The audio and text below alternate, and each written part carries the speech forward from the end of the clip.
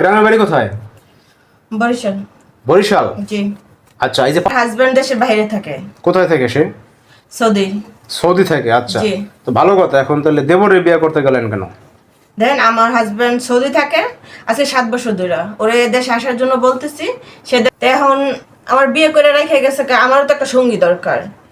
আমার এক তো জীবনে মন ভাই একা একা আমি কত থাকবো। আচ্ছা আচ্ছা আচ্ছা। তাই আমার দেবর বাসায় থাকে, মানে ও আমার সবকিছু টেক কেয়ার করে, আমার যা লাগে সবকিছু আইনা দেয়, মানে একটা মেয়ের যা দরকার মানে সেই সময়টা আপনার দেবর দিচ্ছে? অবশ্যই। এর জন্য আপনি এই যে দেবরে নিয়ে পালাই আসছেন এই জায়গা। জি। এখন আপনি তো বিয়ে করছেন, আপনার হাজবেন্ড তো ঘটনাটা জানে, তাই না? হ্যাঁ, অবশ্যই জানেন। তো এখন বিষয়টা হচ্ছে কি, এখন আবার এই হাজবেন্ডের কাছে ফিরে যাবেন না এই দেবর নিয়ে থাকবেন? আমি আমার হাজবেন্ডের কাছে যাব না, আমি ওরে বিয়ে করছি, আমি আমার দেবরের কাছেই থাকবো। এখন তো ও আমার দেবর না, ও আমার হাজবেন্ড, আমি এই হাজবেন্ডের কাছেই থাকবো। এই হাজবেন্ডের কাছে থাকবেন, যাবেন না? না না।